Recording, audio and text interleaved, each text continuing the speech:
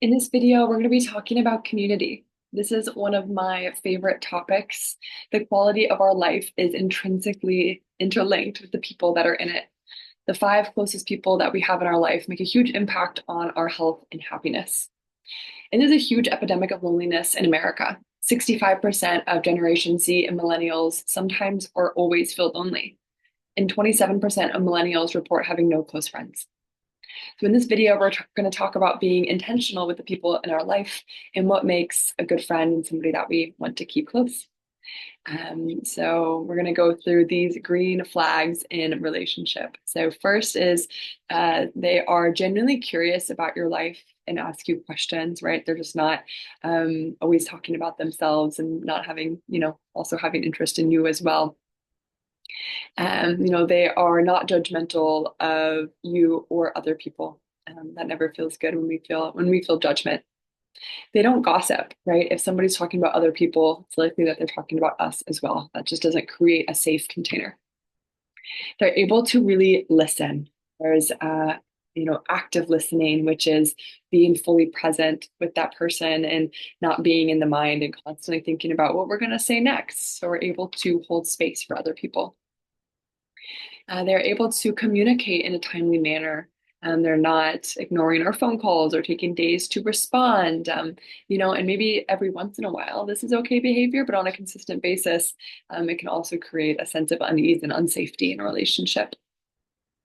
These people are checking up on us regularly and making an effort to stay in touch. They give praise and compliments freely, not being overly critical or judgmental. And they're also able to celebrate your wins. They are genuinely happy about the good things that are happening in your life and are able to celebrate you. And they're there for you during changes or difficult times, not just there to have a drink on the weekends, but are also really supportive during the ups and downs of life. They're also supportive of other relationships, whether that's with other friends and family members or a partner. They're not getting overly jealous of other relationships and just trying to isolate you. That can be a red flag. So these are our some green flags in our relationships that we can look out for as we are building relationships or looking at the relationships that we are currently engaged in. And like we said, we have this loneliness epidemic. So how can we start to get more involved in our community? So a really good way is to choose something that you're interested in yourself, whether that's skiing or hiking or knitting or Pokemon or yoga, whatever that is.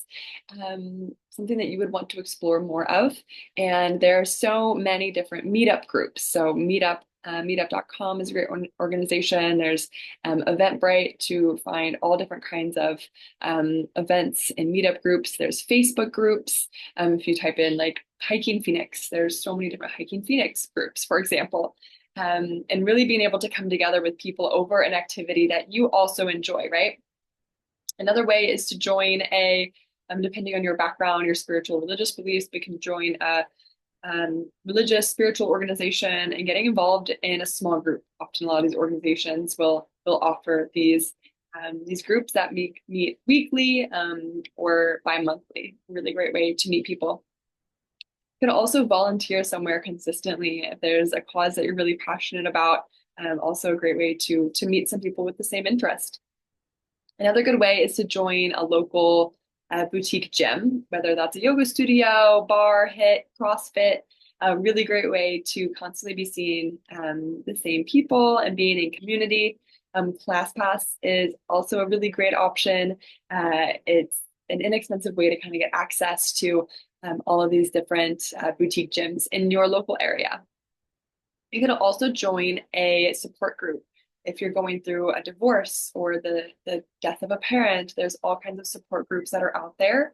And research shows that people who get support in groups show an 80% greater success rate than those who utilize solitary support. So I truly believe that healing happens in community when we're able to surround ourselves with people that are going through something similar. It makes us feel less alone and recognize that there are other people that feel the way that we feel and are going through the same things that we are as well. So some food for thought. So just some journaling prompts so we can reflect on what kind of people do I want to surround myself with? What are my values? What are my non-negotiable behaviors? And what kind of interests do I like and what I like my friends to share? So we can reflect on that. Um, and then just some lessons in community as we're starting to get in community and make new friends, relationships. Often some triggers can come up within us. And I always say the triggers are our teachers. So as these come up, it's good to lean in rather than lean away. And don't let it stop us from continually engaging in community. So one of the lessons, not everything is personal. Mostly people's actions are a reflection of themselves, not you, right? It can be so easy to interpret so many things as we're going throughout our day as something personal or coming or attacking us, right? But that's often not the case. 99% of the time, it's that own person and their own reflection, what it is that they're going through. Next is that life is happening for us, not to us. This can really shift us away from a victim mentality and stepping into radical ownership over the life that we want for ourselves, right? Um, and so it can be really, like rejection is actually redirection, you know? If we lose a job, we go through a divorce, somebody turns us down, so many different things in life. Of course, they're painful and we get to grieve them, but often they're a redirection to where we're actually meant to be going, right? Life is happening for us. We're not a victim, it's not happening to us. Next, not having to prove our worth to anyone, knowing that we are full within ourselves, having this capital S energy, this centered, calm, curious, loving um, self that is within all of us, getting to be centered within this as we're going out and making new relationships and offering ourselves up authentically, not trying to prove or impress, but truly staying centered in our own place of being. And within this, right, when we are centered, we attract what's meant for us. We attract the good people into our life, and not having to force it, right? And instead of having to control, we can allow and let flow. Next is we are wired for people pleasing. People pleasing and having people like us often meant survival. And this can be a rewiring for a lot of us for what it means to actually step into our radical authenticity, right? And when we do step into our authenticity, we recognize that we're not everybody's cup of tea. And that's okay. Some people will resonate and some people will not. And that's all right. We can't please everybody. And then triggers are our teachers, like I mentioned, right? Instead of, you know, cowering away and being fearful when a trigger comes up, we get to allow it to teach us something, right?